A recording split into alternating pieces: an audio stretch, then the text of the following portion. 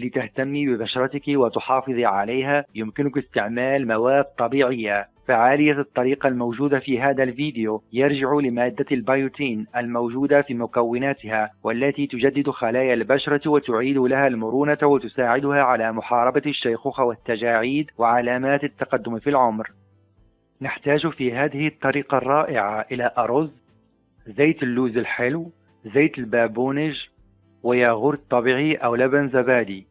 في البداية نحتاج إلى طبخ الأرز على البخار، ثم نأخذ منه ملعقتين، نضيف عليها ملعقة كبيرة من زيت اللوز وملعقة كبيرة من زيت البابونج وثلاث ملاعق كبيرة من الياغورت الطبيعي أو اللبن الزبادي.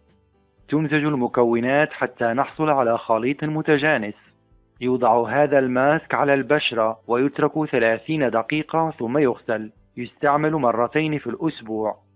استمروا على هذا الماسك الرائع فنتيجته تظهر بعد شهر، ويمكن الاستمرار عليه حتى 3 أشهر، فمواده طبيعية ومعروفة بفوائدها الكثيرة للبشرة. نأمل حقا أن يكون هذا الفيديو قد أفادك. لا تنسى مشاركته مع أصدقائك.